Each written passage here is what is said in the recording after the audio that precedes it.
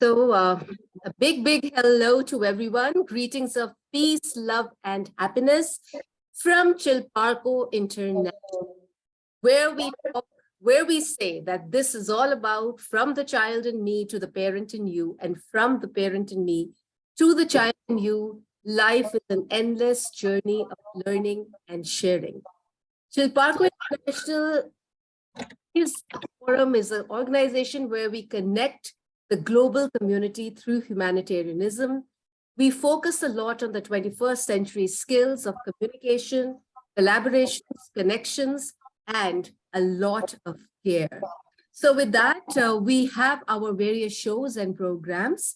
The Wireless Connect, the Kryptonite Show, the Wit and the Grit Show, Let's Chat Over Coffee, the Book Wizards Club, Lounge the Rhythm, Club Rejuvenata, and some of them are not even coming to my mind. Talent Rendezvous we have, and all these shows we have time to time, depending, depending in a month's timeline frame.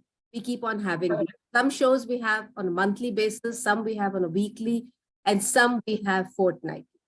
And this show of Chilparco International, where we exchange, our sharings all about books, our passion for reading, and where we meet loved, famous, acclaimed authors, Book Wizards Club. And today we have with us, all the way from Arizona, we have our author for the month. She is Miss Tanushri Ghosh. And if I start telling you about, you'll be surprised. She is a senior management professional at Intel Corporation.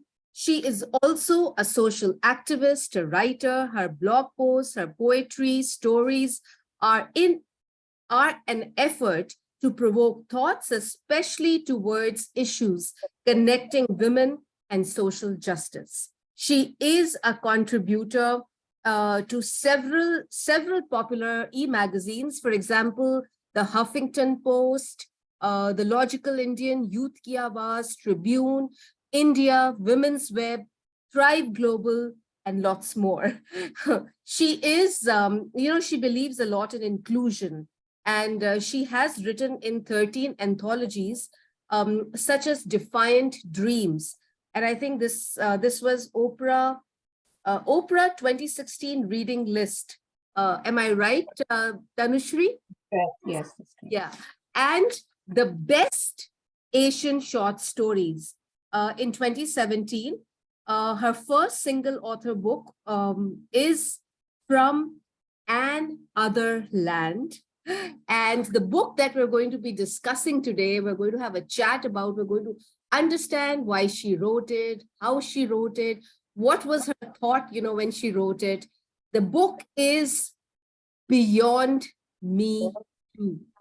So I see that our friend from South Africa has joined us. So let me allow her in our meeting room so that, she can also participate in our little chat with our author for the month, the very acclaimed author, Tanushri Ghosh. And we will be discussing about her book, which you can see on her poster, Beyond Me Too. So that is the book that we will be talking about. First of all, Tanushri, we have joining us today our tenacity team, which there are board members of Chilparco International. All the way from South Africa, we have Professor Dr. Mehreen, and we have our state director from Delhi for Chilparco International, our tenacity, which is our magazine. The editor of that, we have Ambassador Dheera Madan. So as we can all say hello to one another, and how are you feeling today, Tanushri? This is great. Very, very glad to be here. Thank you for the opportunity. Very nice to meet Professor Mehreen and Dheera Madan ji, and of course, Dr. Alka Mahajan. So thank you guys for the opportunity to chat here today with you all. All right, so let's begin this way. First of all, a little bit, Tanushri, about your passion for writing, because I know you're voracious reader, you're a passionate writer. So how did this start? Was it at a very young age, or did it come to you as you were growing up? So how did this passion come? And was there any inspiration behind it? Yeah, actually, the inspiration behind it is was my uncle. He has passed now. He used to be a very talented writer and a freelance journalist. So I always used to read his stories, and I always used to feel like, you know what, writing is probably the best way to put your thoughts out on a paper. Slowly, you know, as I started working, grew up, came through life, it formed as more as a mode for activism for me.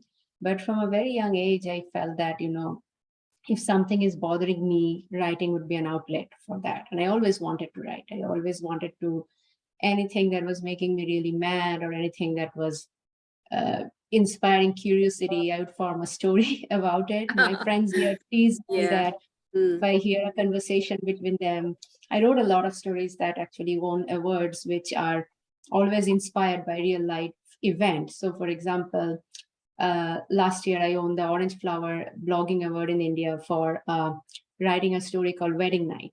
This was a story of a transgender woman, in which case the man finds out on the night of the wedding of arranged marriage that the wife is actually transgender, right? This is Mm. actually initiated from a true story. A friend told me this story that, uh, you know, what happened to this friend of mine? There is terrible tragedy to the family. They went through this huge, expensive marriage and found out that the lady is transgender and it was hidden. And I started thinking from the perspective of the woman or the transgender woman here who must have been who has gone through this. Why would, and his question, my friend, was, why would someone do this to any other family? So I wrote from the other angle. So a lot of stories are like that. In From Another Land, the first story is Mira. It is about a woman who is divorcing her husband and marrying her brother-in-law to get a visa to the US to come in here. This again, my father-in-law was coming to the US, and in the flight next to him was sitting a man who said how, you know, they're both from Punjab, how he's marrying his bhabhi to get his family here. So a lot of things start that way, but then I always kind of, you know, turn them into stories. And then I started writing a lot of op-eds. This particular book we will talk about was in a way semi-commissioned. I was approached to write after my first book on 498A and dowry. And I was asked to write about how that is a big injustice to men as a law. And now, interestingly, the uncle I mentioned about suffered a terrible personal tragedy, and his passing is in a way related to his being falsely accused with 498A. But even then, when I started researching and I read the works of Flavia Agnes, read into dowry deaths and statistics, I did not feel that 498A is an evil. It needed reform, but I did feel it was a very needed law. So from there, I went back to the agent and I said that I'm sorry, I can't write the book you are asking me to write because I'm not convinced on the narrative. However, as I was researching this, I found a lot on did Me Too really bring sexual harassment issues into light, and did after Nirvaya, which is called India's Me Too, and then Me Too, anything really get solved for women, and I can write a nonfiction narrative on that. So that's how, you know, different books originate in different ways, but more often than not, if I overhear something, there is a risk that it will get written and published somewhere as a fictional story later. That's lovely. So basically, what I'm feeling is that you started writing at a very young age. And I think it shows because your style of writing, of what I have read, bits, excerpts of your writings, I feel it's a very candid style. But, the best part is you write very, there's a flow in your writing. There is a lucid flow movement when you're writing, and you very seamlessly reach towards the final. So I think that is something which is very gripping, because when someone starts reading a book, and if they can stay glued to the book, till the very end, no matter how thick it is, that doesn't matter.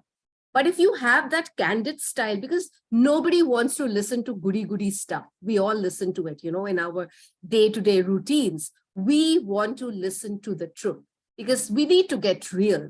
And it's high time that we get real and understand certain things.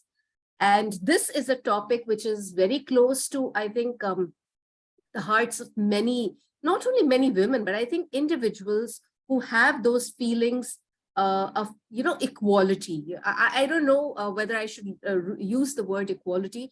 And you have written this book keeping in mind, I think, two countries, basically India, and because you are staying in the US, so you have, you've incorporated the culture, the scenarios, when you're talking about different people in your book, when you are talking about those excerpts and those stories, the little stories, but very candid, I must say. And, some of them really give goosebumps. And at times you feel like, you're very emotional. When you're reading some, it's very, very emotional. So how did you handle that? Because, you've written it's such a candid, reading, candid writing, that, you actually feel what the author is writing. So how did Yeah. you, I mean, how do you write? Do you write when you are all alone, or you just let the thoughts flow? I mean, just give an idea. How do you do it? So quite the contrary, actually, because I have a daughter and I have a full-time job. I also started my own nonprofit. Bandwidth is very, very stressed. I actually wrote most of my books and I still write most of my posts when I take my daughter to classes. So it's not writing alone at all. She's doing gymnastics and there are other parents around me chatting and I'm writing on my computer. Then used to take her. My first book was written almost entirely when I took her to her ballet classes. I just sit there and I write. Now, Okay. however, and I sometimes do write from coffee shops. I go to coffee shops. I try to keep Friday afternoons. But the candidness, or I always feel that writing is about.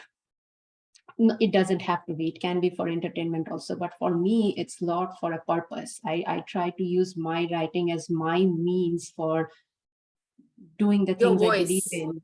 Yes, your as my voice. voice. Mm, So mm, then you have to be very candid and you have to be vulnerable. And it's not always very easy. In the Huffington Post Woman, I wrote an article about postpartum depression. I suffered from it. It was very, very hard for me to write actually, because I had to write down at that time, Huffington Post US was very widely read. This was before Ariana Huffington left. I had to write about many things that I had done that I was not proud of when I was going through it. So you mm. absolutely have to kind of separate yourself from the persona that you are putting out there and you are. But the benefit was after I wrote, there were so many women who emailed me and so many of people I know from my community, again, women who I used to meet daily, who came to me and say, you are so brave. And I realized that I'm Yeah. not brave at all. I was actually very, very afraid. And I'm still very afraid when I'm writing it. But you have to just force yourself to have that vulnerability. In this book, Beyond Me Too, for example, Mm, I had to, if I want to really target soft patriarchy or internal biases that even us women have against other women, right?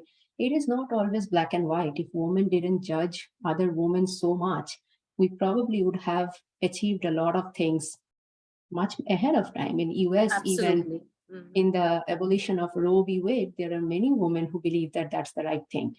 So I had to really be honest about when first time that Tanushri Datta narrative came out, I didn't pay much attention to it.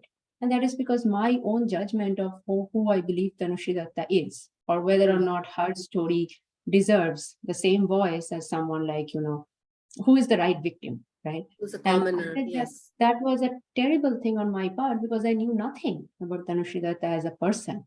I Mm, formed an inference based on what I believed her appearance on screen tells me about her, which mm. again is a judgment and a very incorrect judgment.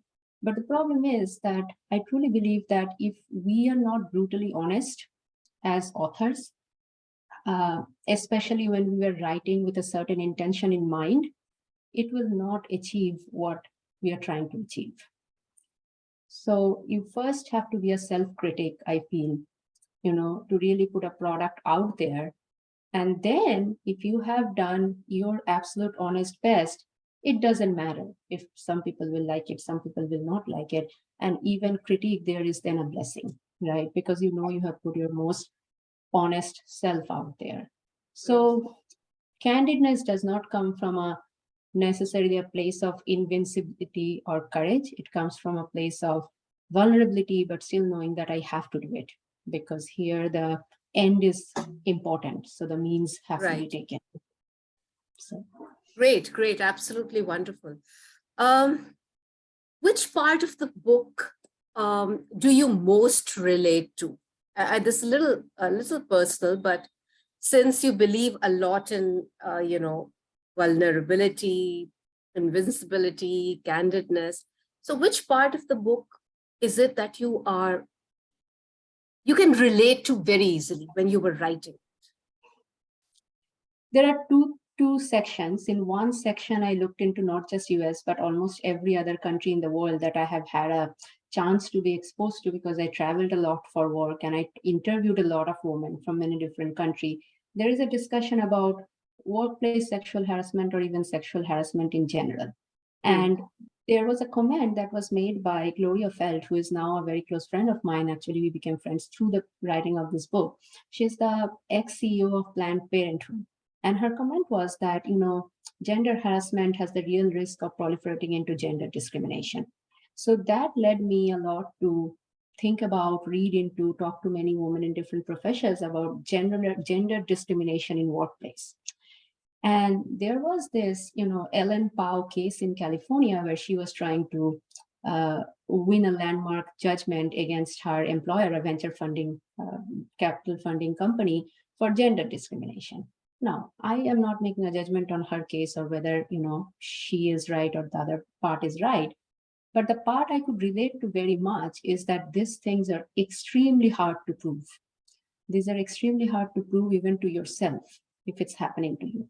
These things are very, very hard if you're in a workplace, because the numbers in the room are not in your favor in in almost every profession, especially in the executive positions on the higher up, but in every level, you will feel this feeling that you are not fitting in.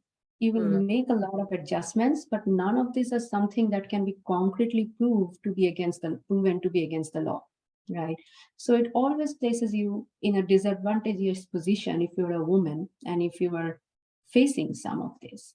And the part that I could most relate to, which is regarding this gender discrimination, is jokes in the workplace. Like, there are many women who said that, many times there are many things that are said, but then if you protest, what would be said is, I'll say a little bit in Hindi because that was how it was shared and then translate to English. अरे यही joke तो मैंने उसके साथ किया था, उसको बुरा नहीं लगा, ये हमेशा झंडा लेके खड़ी हो जाती है. Which basically is, I say this to other people, why are you making a big deal of everything?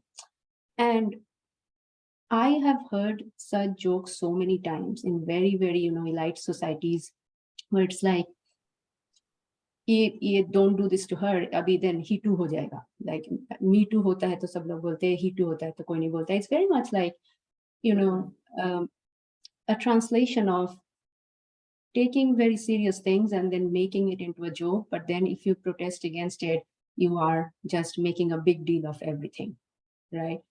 Right. So I could relate to that a lot. I could relate to that concept. I could relate to the damage that it does.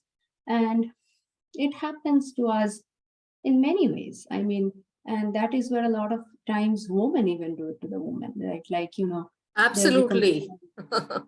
like, In fact, that's more rampant.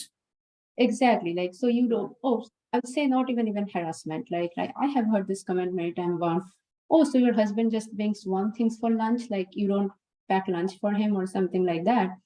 If you say to that, like, hey, why is it my job to pack lunch for my husband? He doesn't pack lunch for me, or it's mutual caring or anything. Immediately the retort you will get is like, oh, she's just making a big deal of everything. It was a casual comment.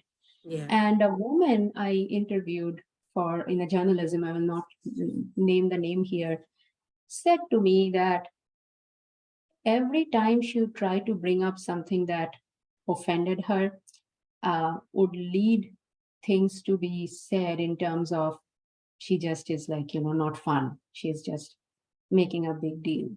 And I saw this happen. I saw this happen to a friend of mine when she was really trying to fight sexual harassment. She was, approached in a workplace in a way which was damaging to her. She tried to take it further, and everything that is around gender, was connected in a way in which, like, you should loosen up a little bit. You should not make this big deal of it.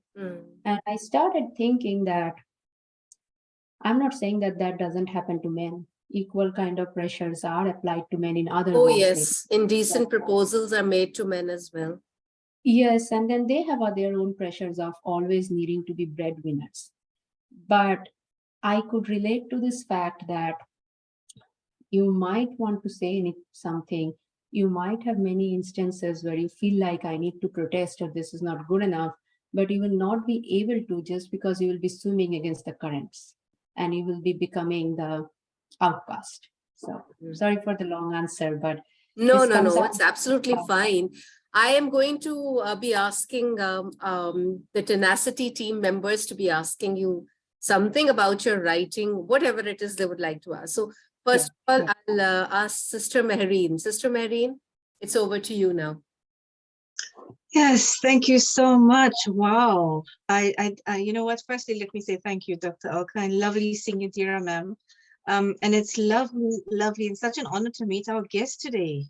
Of course, Alka will tell you, and so would anybody else, they tell you lots of what has just been spoken of are my absolute passions, especially the get real part of it. The getting real part of life is about getting real first with yourself, and then, of course, just being real to people out there and making sure they start to be real with themselves, because the living of the lies is what we need to stop doing.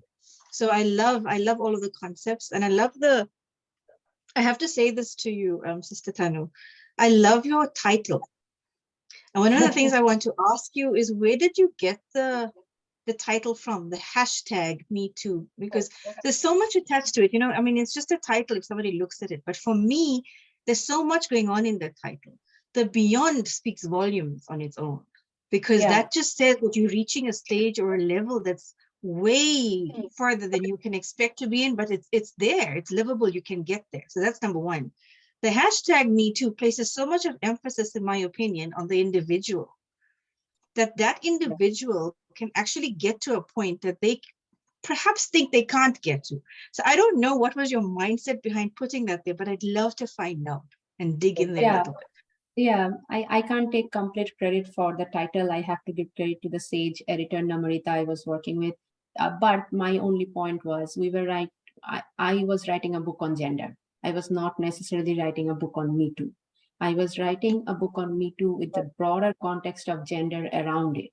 And my exploration was around other movements that has happened, especially in the context of India. There has been many time inciting incidents. So this book covers in very much detail the story of Bhavri Devi.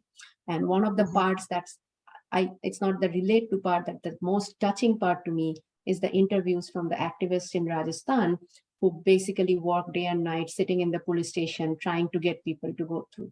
So I was writing on that. So however, when I was writing this book and when I was intending to publish it, which got delayed because of COVID, Me Too is the hot sell, right? So it's like, okay, so what should we write? Is this hashtag Me Too?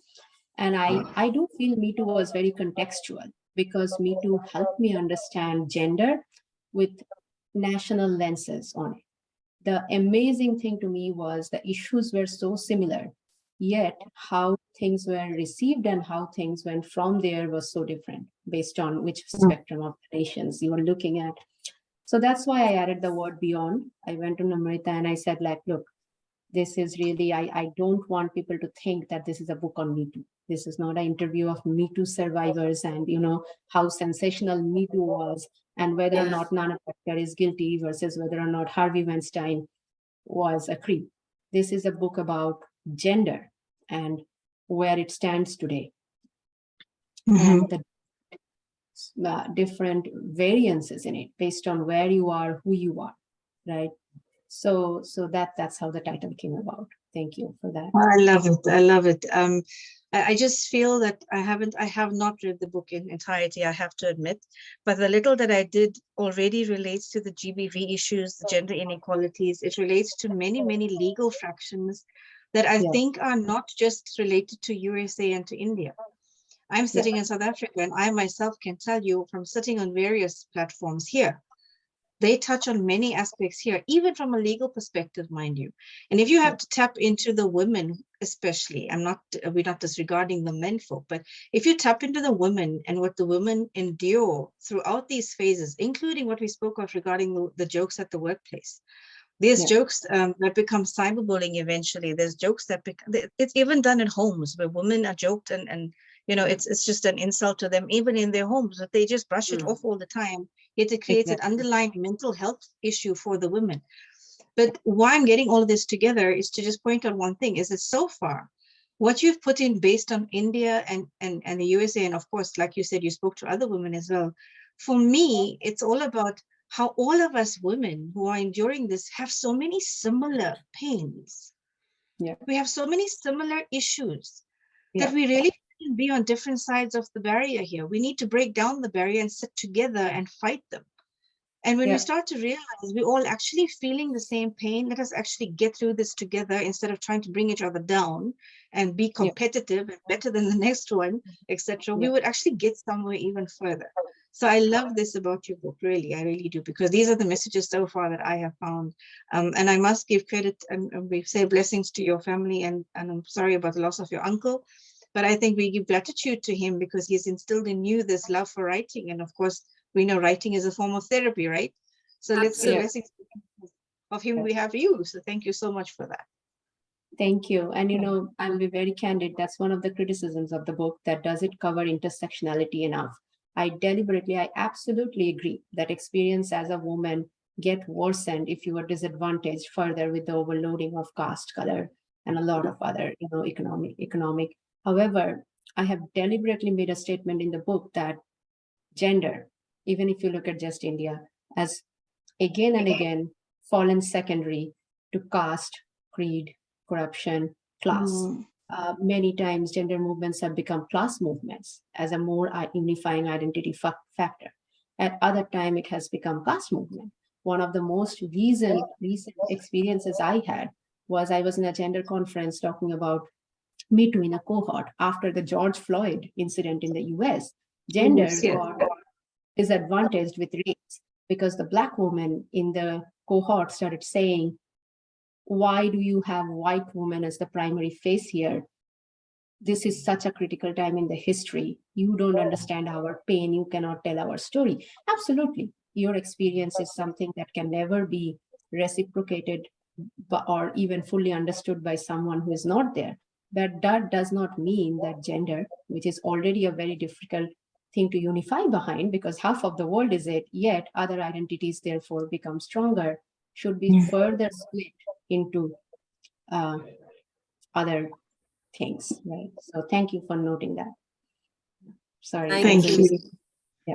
That was wonderful. I mean, that little exchange was lovely. And now it's over to you, Ambassador Dheera. It's over to you now.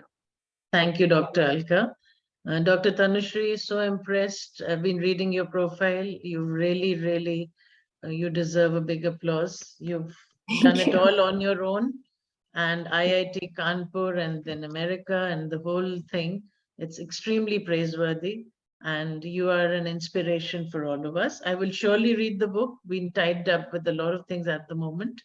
But I have a point, like people behave, I mean, talking about sexual harassment from their zone of compulsion, whatever that zone of compulsion may be. How do we tackle that for every individual? It's not education that's going to help, because what made them commit that heinous crime, what made them commit that, it goes back to maybe their childhood, maybe their adulthood. How do we overcome sexual harassment? How do we put a stop to it? Raising a voice is fine, but are we looking at where it's coming from? Why that person behaved in a particular? What's your opinion? You are absolutely right. Raising your voice is reactive, right? The point that it makes is creating awareness for culture change, hopefully, and that is important. But what is needed is proactive. I did try to write down based on all different levels of people I talked to, from people who work in corporates in DEI inclusion to grassroots level activists. And the solutions ended up being, I wouldn't say simple, but very similar in two main zones. One is the segregation of gender roles and bringing up upbringing, irrespective of what country there is, very heteronormic gender ideas, right? Complete end of spectrums in terms of what it means to be a man, which is really an alpha man, what it means to be a woman. And the problem that it leads to is it creates really this idea of looking at women as some people who are lesser and objects, so literally lesser objects, because these are the segments of the society that have to be protected. These are the segments of the society who can be dependent on the other segment if need be. And therefore, unfortunately, with economic, therefore this creates this segregation in mindsets about who you take your angst out on, who has a right to have a voice, who doesn't have a right to have a voice. How do you view this segment, which is often in a very, sexualized way? I recently wrote on Women's Web about whether it's about covering up a woman through the Iran Revolution, or whether it's about, not covering up a woman and forcing the other spectrum, which happens many times in the US with gymnastic costumes, ballet costumes. All is about viewing women's sexuality as something that either has to be, covered up or exposed. But again, then viewing that as the primary thing about the woman, while viewing strength and some other things. So this is not unknown. Everyone knows this. But how do we change this, right? We change this, I believe, by tackling soft patriarchy from very early on in our families, in our societies, and everywhere, and trying to challenge it in small ways. For example, changing your surname after marriage. A lot of people do it. Do we understand the full implication of it on how that ultimately leads to female infanticide? We probably don't. So awareness around small things created can ultimately change societal change. The other thing is economic empowerment for women, because ultimately that gives you power, that gives you voice, and that is how our society works. You have to be on these rooms, you have to be on these bodies, you have to be on this, whether it's a corporation, whether it's a government, whether it's a nonprofit, anything. You have to be in enough number in the rooms so that you end up being equal. And whether you talk to Sathins who are doing works in the grassroots in Rajasthan, or you talk to people who are trying to do corporate DI, ultimately these are the two things that everyone believes will help. How do we do that? How do we fight that every day? How do we make it a daily action instead of having to be something that is implemented through policy and forced, which is good, but will never work in that way, is the question. Thank you. Thank you so much. Actually, Tanushri, you very well said about, these societal norms that we have, or this culture of, our culture of belief. And maybe it was somewhere in your book, I don't know, maybe it was an example that you quoted someone saying, which just came to my mind just now, that where this man says that a 38-year-old father of 3 daughters, I think you mentioned something. Yeah. That growing up, he thought that, if he pinched girls' bottoms, it was absolutely okay, and probably they enjoyed it. But as he became older and he became the father of 3 girls, he started thinking differently. So from this, don't you think it has a lot to do with the mindset again? I mean, because just look at it. It is. Let me explain this, right? So the pinching of the bottom was, as far as I remember, another man, but in a similar state. And the father of 3 was more about, he told me very candidly that, look, this is what I thought sex was. This is what I thought, because what I had an image in my mind about this was this Bollywood movie scene where a woman is fighting and she's like pushing, and then slowly, like the man is grabbing the wrist and the legs are moving, and then slowly the fingers intertwine. So I thought that is what love is. That if you force, you have to convince a woman into sex, and you have to apply some force to begin with. Who do I ask? We don't talk about these things in the family. This is what I really saw in 80s Bollywood's movie. As I started growing up, I started thinking of consent, but think about the movies we grew up watching. A little bit of forceful compulsion is always shown as a good thing. That this is great. This is a sign of how much he loves her. Even on movies like Bahubali, I wrote about this song in which Avantika is like really forced into seduction by Bahubali is all about, look, women are going to be coy, you have to force them a little bit, right? So that is the point of when you want people to understand consent, but they have been brought up believing that they are superior, Yeah, that's it. they are in the decision-making role, and the other part doesn't know what is good for her, so has to be convinced anyways. What does consent mean in that context? So, Right. so that's I believe is very important. Therefore, for women to know themselves, because many times we believe that our decisions are someone else's. I have an American friend who told me, this woman, very successful working in corporation, told me, I think Hillary Clinton is great, but I think a man should be a president. And if she gave me very good reasons, I would be convinced. And I asked her why.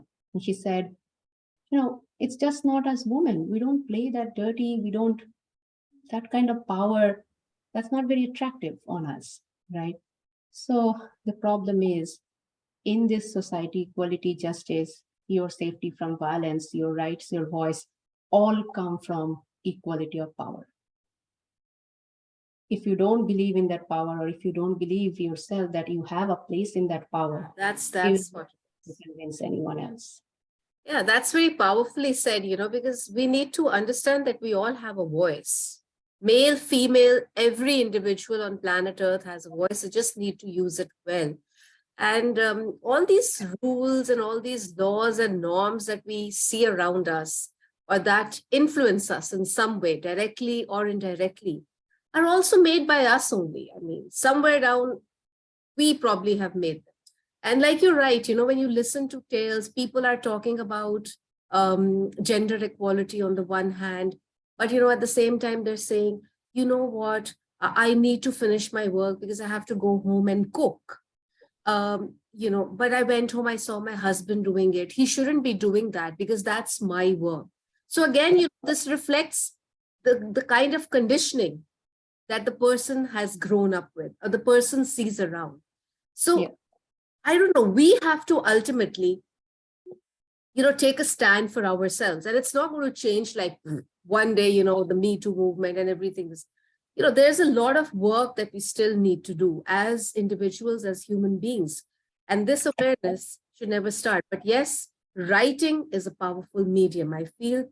And you have done a brilliant job, Tanushri. So I think you truly, truly deserve this. You are truly an ambassador of, what do you say, human rights, because I think you have a non, what do you call it, an NGO, or what is it? You have, I have a non-profit.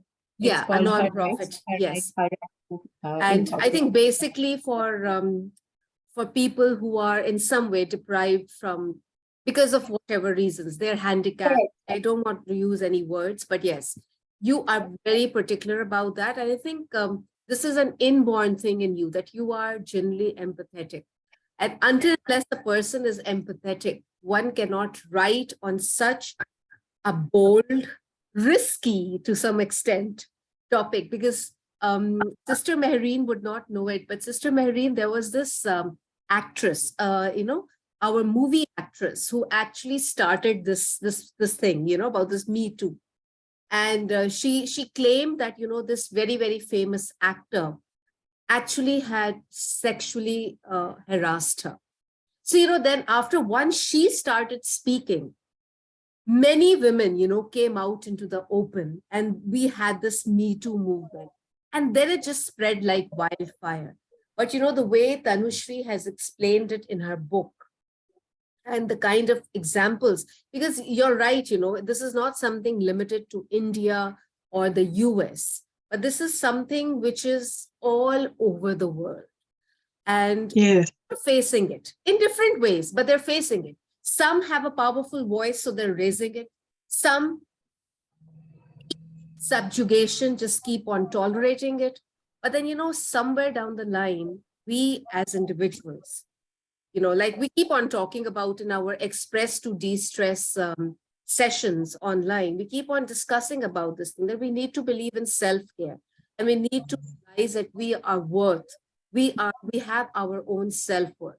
So I think if we start working on this issue, maybe Tanushri can write a book on this for all of us, because knack of putting thoughts, as they are, very real. And I think it's high time that we all get real about things. I mean, too much of sugar coating and too much of being goody-goody and listening to goody-goody things. I mean, why can't I tell my friend that, you really need to work on this particular area? We need to come out of all these things now. It's high time. And if we can be a powerful voice for each and every one of us, well, very good. We still have a long way to go, Tanushri, but you have done a brilliant job, because I'm sure, this book has impacted so many lives, and it has. Yes, of course. I'm sure about that. I think we all are. I mean, we all are sure. And all those people who are watching us live would probably say the same thing, because such powerful books written by an author who believes in not mincing any words, because it's very difficult. Calling a spade, risking your own self, being vulnerable to a lot of things around you through your writings, that is really a bold step. But hats off to your spirit. And we wish that you write more such books where you bring about, because I know your area is, you want to do something about the social injustice in the global community. I will put it that way, because your books would obviously, help not only a particular community, but the same set of people in different parts of the world. So more power to you on that. And Ambassador Dheera and Professor Dr. Mehreen, please add something to what I've said so that we can wrap up the session. I will just add something really quickly to follow up. I don't want to take the credit in terms of being the brave one here. I would like to give the credit actually to Bhavri Devi and Dr. Pritam Pal here. Okay. Pritam Pal wrote the foreword for this, but the reason I say that is because when I interviewed him, when I got the depth of that story, the bravery it takes to stay in a village, be ostracized by your own children, after being gang raped, yet never for a moment to lose dignity, never for a moment doubting yourself that I am not in the wrong here, is unbelievable. And what I want to say for ourselves and other women is, if there is one woman somewhere who can take such a step, we can take small steps for being kinder to other women, building them up, not standing up for jokes, not outcasting them for being the voice of protest, and always remembering that when you fight as a woman for yourself, you are actually fighting for other people. Absolutely. Very well said. Yes. Dr. Mehreen, over to Dr. Mehreen first. All right. Yes. Thank you so much. Well, I must firstly also say to Alka, it's also taken bravery to bring this book out into the light, and to bring our author into the light as well, with whatever her belief system is and what she's put out in the book. So thank you for bringing this out as well. I must just say, the one thing I've taken away today is the importance of perception. That, whether you're watching the movie, whether it's somebody who's telling you a joke, whether it's somebody who's said something on social media, whatever it is, how you're going to perceive it and how you react to it is what is crucial about how you act about it. So when it comes to mindset, when it comes to everything else, the key is you. Everything sits with you. So yes, we have the social barriers. Yes, we have the norms that are created from outside of us. Yes, we have the societal norms, religious norms, etc., etc. But ultimately, you know your role with your creator. You know what you need to do, what's best for you. So how you will perceive whatever is given in front of you and how you act about it is up to you. That's within your control. So the one thing we need to be able to learn is, if we have to go beyond the Me Too, we're going to have to learn to get real with who we are, what we are going to be in control of. And sometimes it's not a very nice, happy pill to swallow, because people around you, sometimes the closest ones to you, will walk away because they're like, oh gosh, no, I don't like you anymore. And you must be prepared for that. So I'd say thank you for the get real topics. And yes, this is my takeaway for today, but thank you so much to everybody. I loved it, every second of it. And all the best to you, Tanushri. I pray to see more books from you. And of course, keep being the voice, because we all need to keep voicing for the voiceless. And at some point, we will be heard. It won't be noise anymore. Absolutely. Very well said. Very well said. And Dheera, it's over to you now. Thank you, Dr. Alka, and thank you, Dr. Marine. That was really wonderful. I'd just like to make 2 points. One is, Dr. Tanushree, you know about ISRO, the organization that launches satellites in India. Yeah. There are two very distinguished ladies working there from South India, very senior scientists. And they launch often 24 satellites for other countries, for our country. And they go home and cook for 10 people. The family is waiting that they'll come and cook. That was so disturbing Yeah. that I mean, you have launched a satellite, you've done something. I mean, okay, fine, you love cooking, but look at the gender disparity. Nobody Yeah. has made food, and they come home tired at 10 or 11, and then they cook, or cook early morning, 4 a.m., 5 a.m. before going to ISRO. That really disturbed me.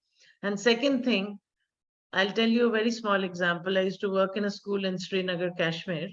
And when we were children, I went to the same school, taught in the same school. We had a home science class where we were taught the basics of home science. That was really nice. And cooking stuff were really enjoyed by all of us. Now, when I became a teacher, suddenly the principal said, we are going to close this section. It was a girls' school. We're going to close this section. I said, sister, but you know, most of us got our basics from this, and that's how we developed, you know, our interest in home science. No, it's a useless thing. We'll open a computer lab. The point I'm trying to make here is, even with schools, co-educational schools, every boy, every girl must be taught everything: cooking, sewing, embroidery, everything. Fixing a bulb. I'm not only talking about the things which girls are supposed to do. Changing fuses, repairing machinery, etc. And then the whole society will change, because these kids will tell their parents, Dad, it doesn't work this way. Yeah, absolutely. Change. That's the way it And should be. Children are a great harbingers of change. Change. Thank you. Yes, and hopefully we are moving towards a positive, transformative one, and it will be sooner than we can imagine now, because at times it seems a little difficult. The road ahead seems difficult, but again, as we keep on saying, that nothing in this world is impossible. And if we really set our hearts to doing something and trying to change in our small way, because everyone does a little, everybody has a role to play. Not a single person cannot do everything together. But yes, a single person can definitely ignite or, spark or, give that necessary ignition that, this change has to be brought in. So yes, thank you to our lovely author. Thank you so much for telling us about your writing, how you write, those little details that we noted, your powerful voice. Thank you so much. Women need to support women. This is something that we still, I feel, are working at, because it is just easier said than done. It's not really happening in the true spirit of the phrase. I feel so. And I feel if we could all just come out of those, this petty trivialities and focus on what Tanushree has, what Alka has, what Dheera has, what Sister Mehreen has. All of us put our unique qualities together. Imagine the kind of, power that can come, because everyone, each and everyone, I mean, I'm just talking about the four of us here, but if we all, try to take the talent, and that's what we do at Chilparco International. We say that each and every one of you is unique. So why can't we see the uniqueness in you, stop our comparisons, and work with that ability that you have? So you help with that, I help in my strong area, everybody puts it together, and wow, what a beautiful world we have. It's a beautiful world. That's the way it's going to be, So let's pray for that. And let's hope to connect very soon again, Tanushree. Next time we invite you for a bigger show where we probably have some award ceremony as well, and we would like you to be there. We will invite you as our guest of honor. And we would like you to talk about your book and maybe the new one that you have written as well. So looking forward to that. And it is a goodbye. You know, good things must come to an end, as they say. So we have to say, we're saying bye to one another, but not forever. We're going to meet pretty soon again. So till then, stay happy, stay safe, keep igniting passion, not only in your own self, but also in others. So keep sparkling, keep shining, keep learning, keep growing. Take good care of yourselves. And thank you for everyone who joined us on this live. It was wonderful to have you here with us. And hopefully next time you will be here with us on the panel. So once again, a big thank you from Chilparco International. Bye-bye, take care. And this was a Thank you. Thank you. It was of wonderful. the Thank you. Book Wizards Club. Thank you so much, Ambassador Dheera, Sister Mehreen, and a big thank you to our author, Miss Tanushree Ghosh. Thank you so much. Bye-bye. Take care. Goodbye. Stay safe. Stay happy. Thank you, Dr. Alka, Bye-bye. God bless. Dr. Bye. Tanushree, God Dr. bless. Marine. Thank you. Bye-bye. Take care. All the best. Thanks.